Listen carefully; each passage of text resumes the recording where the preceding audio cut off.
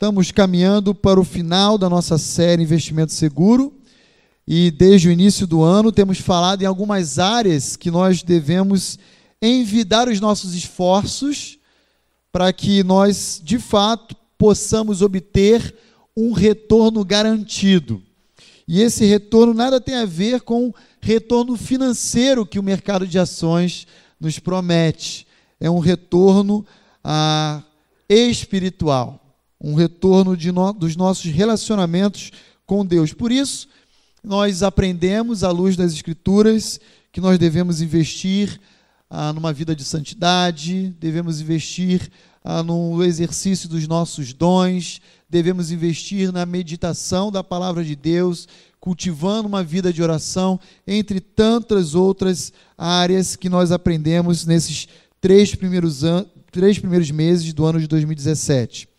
Na noite de hoje eu gostaria de ajudar você, assim como eu tenho aprendido, a perceber que nós devemos investir numa nova maneira de enxergar a vida, de uma nova compreensão, porque se nós deixarmos a vida nos levar, como diz uma canção aí popular brasileira, nós iremos chegar ao final da nossa vida como Salomão, frustrado, decepcionado e muito, muito angustiado por ter desperdiçado diversas oportunidades que o Senhor confiou a ele. Quando nós pensamos numa nova maneira de enxergar o mundo, nós temos percebido que no mercado da literatura brasileira, um dos ramos que mais tem crescido de vendas, trazendo muitos lucros, milhões e milhões de reais às editoras, diz respeito a essas literaturas de autoajuda. Todas elas com viés oferecendo ao seu leitor um significado para a vida. Eu selecionei alguns dos livros que, ao longo dos últimos anos, foram best-sellers, mais vendidos no contexto do mercado brasileiro. Então, perceba aí comigo alguns desses títulos que foram vendidos. A Fórmula da Felicidade. Quem não quer conhecer a Fórmula da Felicidade? Um outro livro também muito vendido, do Augusto Cury, um dos grandes renomados autores no contexto brasileiro, Em Busca do Sentido da Vida. Essa é uma das grandes obras de arte de Augusto Cury. Uma outra, não muito menor, mas diz respeito à felicidade, só depende de você. Opa, eu quero ser feliz, né? Só depende de mim, então eu vou experimentar de tudo aquilo que está à minha disposição. Mais duas grandes obras aí, Os 100 Segredos das Pessoas Felizes e 7 Passos e Meio para a Felicidade. O homem procura o tempo todo o sentido para a sua vida. E eles recorrem a literaturas como essa, que promete 7 passos, 5 alvos, entre tantas outras metodologias, para que você possa encontrar o sentido da sua vida e ser alguém feliz. Salomão nos ensina como nós podemos encontrar essa felicidade. Não como ele experimentou, mas Hollywood também tem um mecanismo de nos oferecer essas literaturas de forma encenada. E mais recentemente, de 3, 4 anos para cá, saiu um filme que você deve conhecer bem, com aquele ator Will Smith, e ele está aí, A Procura da Felicidade. Um mais antigo, com Val Kilmer, também, não muito diferente, diz Em Busca da Felicidade. E você vai poder recorrer à poesia e a tantos outros recursos que prometem a você e a mim um sentido da vida e como obtermos felicidade na nossa jornada aqui, curta, de em média 70 a 80 anos de vida. Eu gostaria de convidar você a abrir comigo a sua Bíblia no livro de Eclesiastes. Salomão tem muito a nos ensinar quando o assunto é sentido para a vida ou felicidade. Salomão, você conhece bem a história dele, eu já falei algumas vezes anteriormente aqui. ele escreveu 3 grandes obras que compõem o nosso cânon, estão presentes na nossa Bíblia. Sua primeira grande obra, chamada Cântico dos Cânticos, ou Cantares de Salomão, é uma narrativa amorosa de Salomão com uma jovem mulher chamada Sulamita. E é aquela narrativa de respeito à vida amorosa desse casal. Isso quando Salomão ainda era muito jovem. Ele descreveu ali a sua vida sentimental com aquela bela moça chamada Sulamita. Quando ele já estava há alguns anos à frente do reino de Israel, ele compilou e organizou um outro livro que está aí presente na sua Bíblia, chamado Provérbios. Que não são todos dele, mas a maioria sim é de Salomão. E ele organiza na forma de um livro para dar orientações práticas de um viver sábio.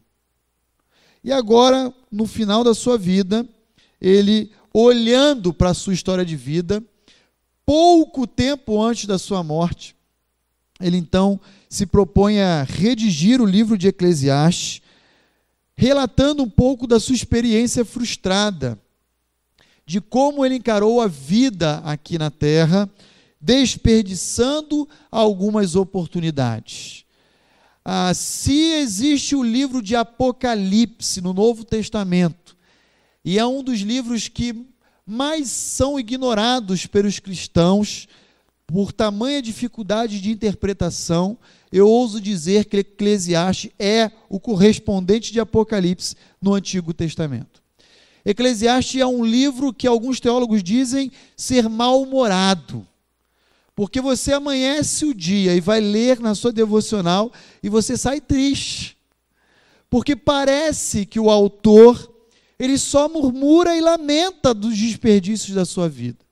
Mas nós vamos ver que Salomão, ele não quer nos desencorajar. Salomão quer nos encorajar, nós jovens, a vivermos aproveitando cada oportunidade da nossa vida, investindo cada minuto da nossa vida adequadamente, de uma maneira que agrade a Deus. Eu quero convidar você a acompanhar comigo o capítulo 2. É um capítulo um pouco grande, nós não iremos ler todo o capítulo 2, ele possui 26 versículos, mas eu quero ler alguns panoramicamente com os irmãos, destacando algumas verdades que Salomão tem a nos ensinar quando o tema é o sentido da vida e a felicidade. E eu quero começar lendo com os irmãos a partir do verso 4 até o verso 8 do capítulo 2 de Eclesiastes, destacando para algumas verdades que ele nos oferece.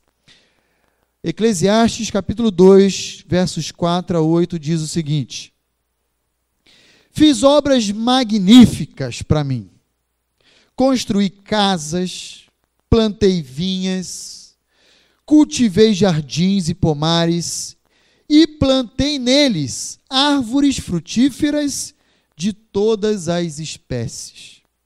Fiz reservatórios de água para irrigar os bosques verdejantes, comprei escravos e escravas, e tive escravos que nasceram em minha casa. Também tive mais gado e rebanhos do que todos os que viveram em Jerusalém antes de mim. Também acumulei prata e ouro e tesouros dos reis e das províncias. Escolhi cantores e cantoras e desfrutei das delícias dos homens, mulheres em grande número. Salomão começa o seu relato já no início da sua obra, dizendo que se existe alguém que possuía bens na vida, esse alguém era ele.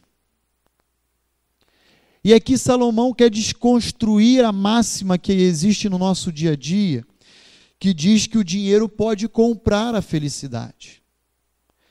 E Salomão diz: olha, eu realizei ao longo da minha vida grandes conquistas. Eu construí obras magníficas, a começar pelo próprio Templo de Jerusalém, que, diga-se de passagem, nada tem a ver com o templo atual lá no bairro do Brás, na cidade de São Paulo, tá? Aquilo lá não tem nada a ver com o templo de Salomão, embora a Igreja Universal diga que é a réplica do templo de Salomão. Salomão juntou riquezas, acumulou influência e respeito diante de vários povos, a ponto no final do versículo 7 dizer que jamais homem algum antes dele acumulou em Jerusalém tantos bens quanto ele acumulou ao longo da sua vida. E ser um grande rei tem os seus benefícios. Como rei, Salomão tinha facilidade de atender os desejos do seu coração, por causa de todas as facilidades que a posição de um grande monarca oferecia a ele. Mas Salomão, ele desperdiçou todas essas coisas, fazendo uma leitura equivocada dos seus bens, achando que nele, nos seus bens, nas suas conquistas, nos seus jardins, nas suas obras magníficas, ele iria encontrar o sentido para a sua vida. Triste decepção. Ele escolheu cantores, diz o versículo 8, e desfrutou das delícias dos homens, mulheres em grande número. Sabemos, a partir de outros relatos, inclusive, que Salomão teve 1000 mulheres, entre esposas e concubinas. Foi um homem que não tinha limites para si, mas nem por isso ele, de fato, viveu a vida que Deus tinha preparado para ele. Pelo contrário, esses casamentos, que na verdade nada mais eram do que alianças políticas, só o fez adorar a deuses de outros povos e a corromper o seu próprio povo, prostituindo a adoração cultual em Israel. O versículo 10 diz: não me neguei nada que os meus olhos desejaram, e nem privei o coração de alegria alguma. Possuir bens, riquezas, dinheiro, não necessariamente trará felicidade ou satisfação. Salomão quer nos ensinar isso. Não busque nessas coisas efêmeras, transitórias, o real sentido para a sua vida. Não busque a aceitação de um grupo para o significado da sua vida. Não busque a realização profissional para o significado, o sentido da sua vida. Não busque na sua própria esposa ou filhos o real sentido para a sua vida. Porque nenhuma dessas coisas, nenhum deles é capaz de oferecer a mim e a você aquilo que só Deus pode nos oferecer. Essa é a primeira constatação de Salomão. Depois ele vai prosseguir dizendo, dos versos 12 até mais ou menos o verso 16, o seguinte: depois que ele se decepcionou, acumulando todas as riquezas e bens, então ele passa a examinar a sabedoria, a insensatez e a tolice. O que fará o homem que suceder ao rei? Somente aquilo que já foi feito. Então eu vi que a sabedoria, ela é melhor do que a insensatez, assim como a luz é melhor do que as trevas. Os olhos dos sábios o dirigem, mas o tolo anda na escuridão. Porém, diz Salomão, eu confesso, eu percebi que o destino de ambos, tanto do sábio quanto do tolo, é o mesmo. Por isso eu pensei, o que acontece ao tolo também acontecerá a mim. Por que então eu passei a buscar tanto a sabedoria? Então eu disse a mim mesmo, isso também é absurdo. Nem o sábio nem o tolo serão lembrados para sempre, porque tudo será esquecido nos dias futuros. Assim como morre o sábio, morrerá também o tolo. Quanta decepção Salomão descreve, quanto lamento, quanta frustração ao olhar para trás e ver na sua vida que tudo aquilo que ele buscou, ainda que ele reconhecesse que, por exemplo, a sabedoria iria lhe oferecer uma qualidade de vida diferente, melhor, superior à do tolo, o seu destino final seria o mesmo, a morte. Qual é o destino final, segundo a perspectiva lamentável de Salomão? A morte. Tanto o tolo quanto o sábio morrerão um dia. E qual é a outra perspectiva? Ambos cairão no esquecimento. O tempo apagará a memória e o legado de que ambos deixaram aqui na face da terra. Ser alguém erudito, ser alguém experimentado na percepção de Salomão, não implica necessariamente em contentamento, em satisfação, em felicidade. A sabedoria até pode dar, na perspectiva de Salomão, um pouquinho de qualidade de vida melhor do que a do tolo, do que a do insensato. Mas, afinal das contas, ambos morrerão, ambos cairão no esquecimento e tudo ficará na memória, que com o tempo será apagada. Salomão lamenta olhar para a sua vida e perceber que todas as oportunidades e tudo que estava à sua disposição foi desperdiçado. E, em outras palavras, você e eu podemos ter uma excelente formação acadêmica, podemos ter um programa de pós-graduação, falarmos vários idiomas, mas tudo isso, a parte de Deus, não fará sentido algum para as nossas vidas. Tudo isso não terá qualquer tipo de significado para o meu viver e para o seu viver, se isso for independente de Deus. E esse lamento continua através de um grito no versículo 17: por isso eu detestei a vida, porque tudo o que se fez debaixo do sol, para mim é cansativo, é fadiga, tudo é ilusão, tudo é vaidade, é como perseguir o vento. Tudo o que você e eu fizermos nessa vida, a parte de Deus, será vaidade. E Salomão percebeu que grande parte da sua vida ele viveu dessa maneira. E aí, quando ele chega no verso 18, ele continua dizendo: eu também detestei todas as coisas que me havia esforçado por fazer debaixo do sol, visto que eu tenho que deixá-las ao que me suceder.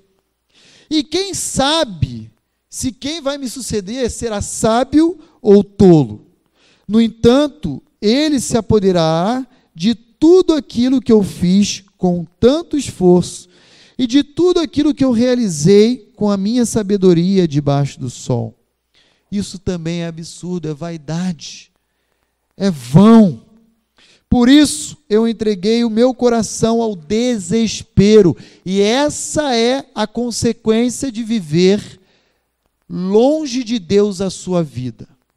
Você pode ser bem-sucedido aos olhos do mundo, ter um excelente emprego, um excelente salário, um reconhecimento profissional, pode acumular riquezas, mas não adianta. Essas coisas não nos dará significado. E o seu coração, mais cedo ou mais tarde, será entregue ao desespero, à aflição, à angústia, por causa de todo o trabalho que tanto eu me esforcei debaixo do sol.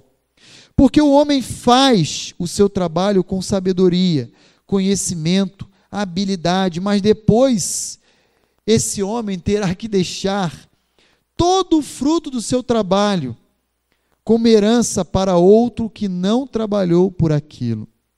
Isso também é absurdo e uma grande injustiça. Salomão odiou a ideia de que o trabalho enobrece o homem. Esse famoso provérbio popular dos nossos dias. Não porque seja uma mentira, porque desde o ato criador de Deus, ele estabeleceu regras para o homem, e uma das regras é que o homem deveria trabalhar. O problema é que com a entrada do pecado no mundo, o homem olhou para o trabalho e viu no trabalho agora algo penoso, não mais prazeroso. Agora o homem olha para o trabalho e lamenta, ele murmura. Amanhã, segunda-feira, é o Dia Mundial do Lamento. Você sabia disso? Toca lá o alarme, o indivíduo dá um tapa no despertador e joga ele para longe. Por quê? Porque o trabalho agora se tornou sinônimo de enfado, de fadiga. Agora o trabalho é sinônimo de sofrimento. E Salomão, com ele, não foi diferente, porque ele enxergou todas as oportunidades que Deus concedeu a ele na vida dele como algo à parte de Deus, independente de Deus. Por isso, então, ele vai lamentar, dizendo, inclusive, olha, tudo que eu acumulei e me esforcei vai ficar para o meu filho, para o meu herdeiro. E quem é que me garante que esse indivíduo não vai dizimar todo o patrimônio que eu construí ao longo da minha vida inteira, como um tolo em um dia? Esse é o questionamento de Salomão, a ponto dele chegar lá no finalzinho do versículo 21 e dizer, sem justiça. O homem, quando ele faz a leitura da realidade, a parte de Deus, ele quer questionar Deus. Não porque Deus não seja bom, mas é porque ele não compreendeu como Deus estabeleceu as regras para a sua criatura. E ele insiste em querer viver de forma autônoma, de forma independente de Deus. E todas as vezes que o homem vive dessa maneira, ele vive como tolo. Quem diz isso é um homem que foi o homem mais sábio do mundo, além de Cristo, é claro. O homem mais rico de Jerusalém. O homem que tinha o maior respeito e influência no mundo antigo. Ele diz, tudo isso é vaidade. Viver, portanto, em função do trabalho, é pura vaidade. Queridos, conheço pessoas que viveram a vida inteira em função dos seus trabalhos. E quando foi o momento de se aposentar, entraram numa terrível depressão. Trabalhavam 12, 14, 15 horas, às vezes, por dia. De segunda a segunda. Eram verdadeiros workaholic. Já ouviram essa expressão? Pessoas que são literalmente taradas pelo trabalho. Que vivem em função do trabalho. E o trabalho assume o sentido da sua vida. E quando chega a hora do descanso, do tão sonhado descanso, da aposentadoria, o indivíduo, então, ele entra em parafuso e experimenta um sofrimento por não mais se sentir útil. Porque agora a vida perdeu sentido para ele. Porque o sentido da vida era trabalhar. Trabalhar e trabalhar. Sabe o que Salomão diz? Isso é vaidade. Isso é tolice. Isso é insensatez. Mas fiquem tranquilos, nós, pelo visto, não teremos a oportunidade de nos aposentar. Então, você não vai sofrer desse problema de depressão. se essa proposta da reforma passar. Ok, irmãos? Mas brincadeira à parte, o que Salomão quer deixar de legado e deixou, inspirado por Deus nas Escrituras, é como você tem feito a leitura da sua vida. Como você tem usado das oportunidades que Deus lhe concede nessa vida.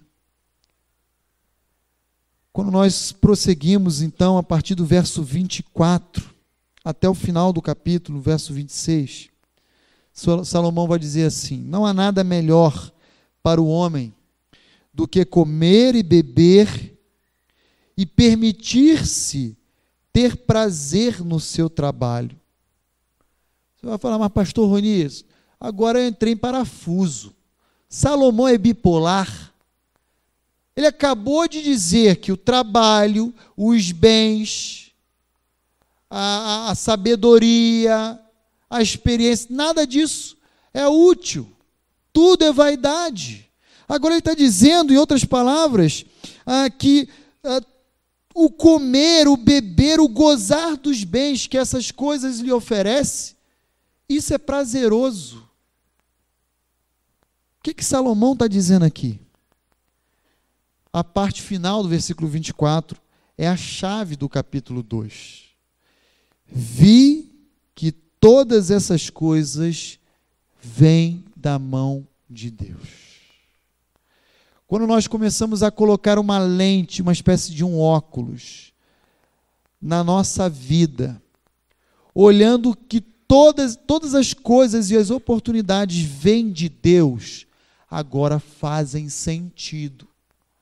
Não o trabalho, não o bem, mas a proposta de Deus para cada um de nós. Agora essas coisas fazem sentido. Versículo 25, quem pode desfrutar da comida e da vida à parte de Deus, sem Ele? Porque é Deus quem dá sabedoria, é Deus quem dá conhecimento e é Deus quem dá felicidade ao homem que lhe agrada. O ser humano jamais conseguirá ser feliz à parte de Deus. Ele pode ter paliativos. Ele pode se entregar à sua corrupção moral e usufruir de prazeres temporários. Mas enquanto ele não olhar para as oportunidades que ele tem na vida e ver que tudo isso vem de Deus, ele não encontrará sentido ou significado para o seu viver. Porque quem pode desfrutar verdadeiramente de qualquer prazer à parte de Deus? Quem pode encontrar felicidade, conhecimento ou sabedoria fora de Deus? Se é Deus quem concede sabedoria, conhecimento e felicidade ao homem que lhe agrada. Mas ao pecador, a esse indivíduo que faz a leitura à parte de Deus, sabe como é que ele vive? Deus dá a ele trabalho para juntar e armazenar riquezas, para enfim entregá-las a quem agrada a Deus. Isso que essa turma faz é ilusão e nada mais do que perseguir o vento.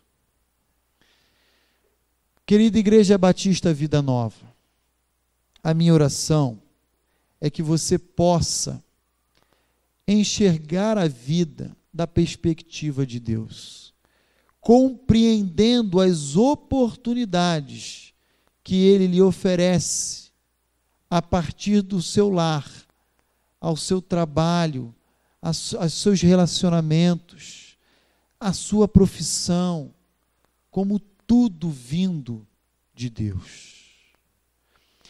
Jovem, você vai prestar um vestibular esse ano? Eu quero lembrar Eclesiastes 2:26. É Deus quem dá o conhecimento. Não queira se enfiar no cursinho pré-vestibular e sacrificar o seu tempo de adoração a Deus. Porque é Deus quem concede o conhecimento necessário que você precisa. Adultos, pais de famílias, mães de famílias, vocês que trabalham. Eu sei que é necessário a gente colocar comida dentro de casa e pagar as nossas contas. Mas lembre que é Deus quem concede a sabedoria a cada um de nós. E, portanto, nós não devemos sacrificar aquilo que deve vir em primeiro lugar em nossas vidas.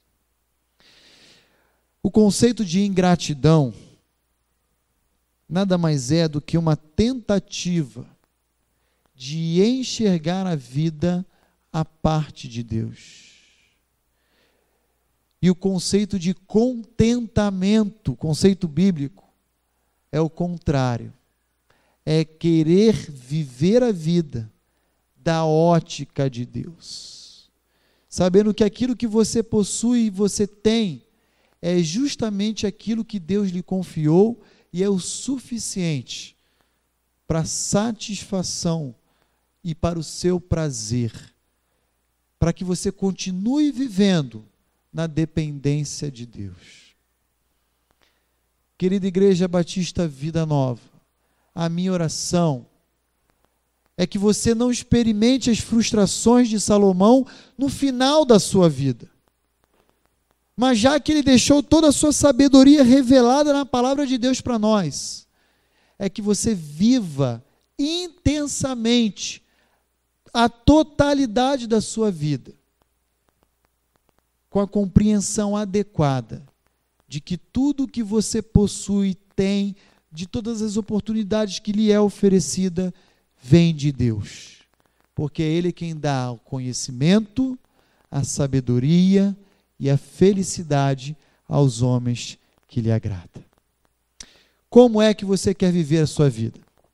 Como alguém sábio, enxergando a vida da perspectiva de Deus, ou negligenciando as oportunidades que Deus lhe concedeu?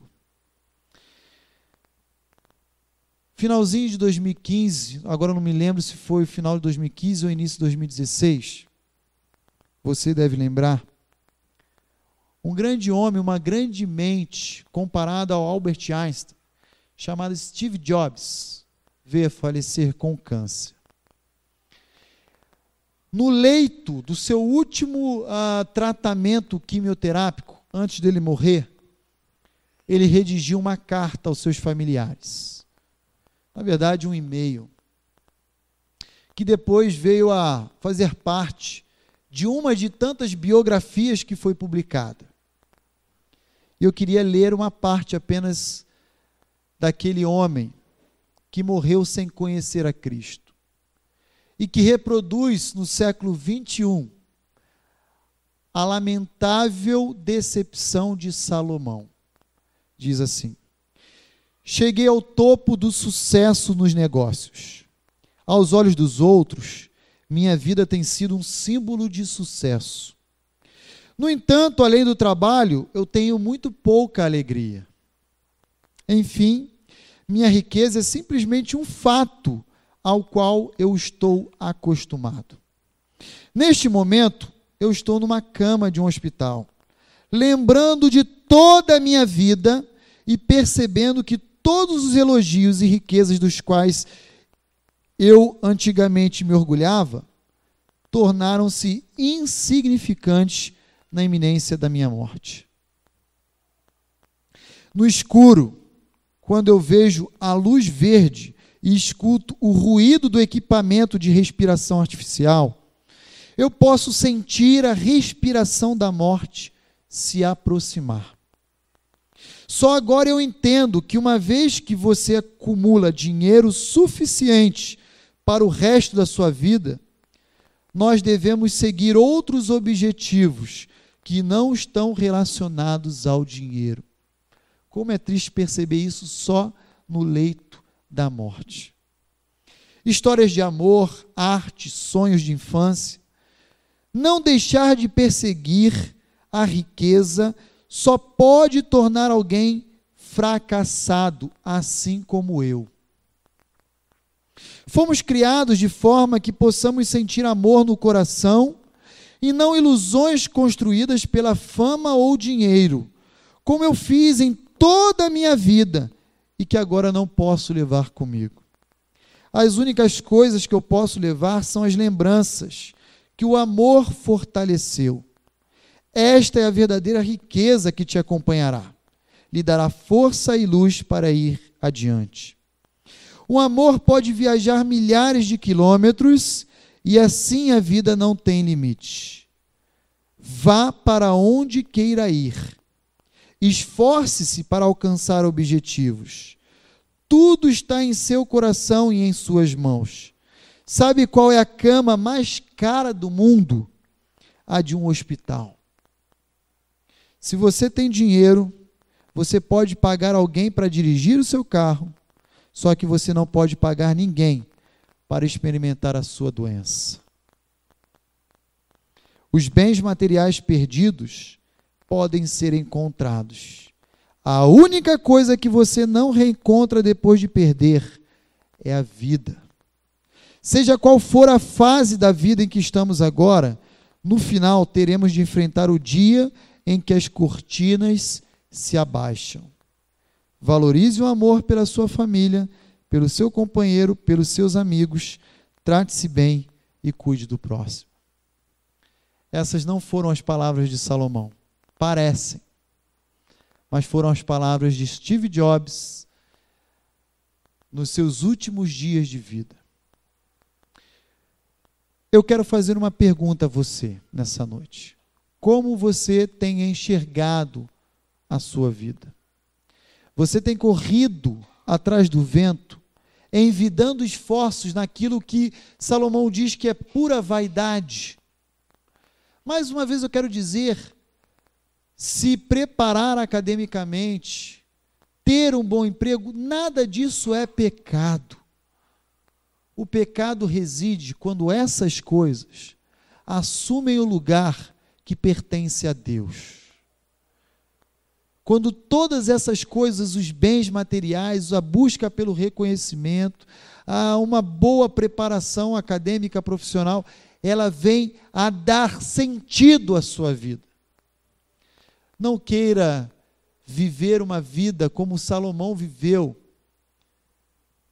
à parte de Deus, como Steve Jobs viveu à parte de Deus. Vamos orar? Eu queria dizer a você que se você ainda não conhece a Cristo Jesus como seu Salvador pessoal, essa é a oportunidade de aí silenciosamente, de cabeça baixa, você entregar a sua vida a Ele. A Bíblia fala que não há condições alguma de você viver a vida que Deus preparou para você, a parte do seu Filho Jesus Cristo. Esse é o tempo, essa é a oportunidade que Deus lhe concede. E na noite de hoje, se você entendeu essa mensagem e quer entregar a sua vida a Cristo Jesus, eu quero orar por você. E enquanto toda a igreja está de cabeça baixa, eu gostaria de saber se há entre nós alguém que na noite de hoje quer tomar essa decisão. Se esse é o seu caso, levante uma das suas mãos, apenas para eu reconhecer e poder orar por você.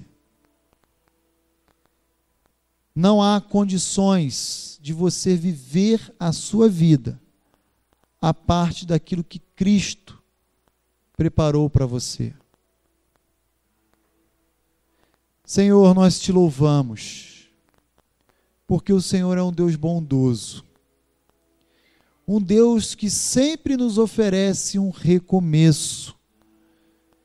E a noite de hoje, ó Pai, é uma noite de oportunidade para aqueles que ainda não te conhecem, entregarem-se a Cristo Jesus como Salvador, mas também para aqueles que já te conhecem e insistem em viver uma vida à parte do Senhor.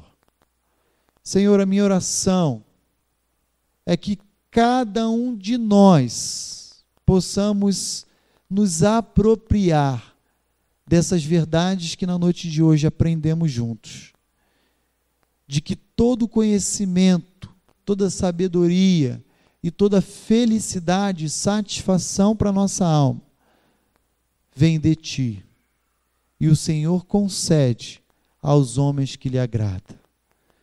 Pai, por favor, que todo o prazer que venhamos a buscar nessa vida seja resultado, expressão da Tua graça, e nunca, Senhor Deus, algo à parte do Senhor. Eu rogo assim, ó Deus, por mim, pela minha família e por esta igreja que Te ama e Te serve. Em nome de Cristo Jesus. Amém.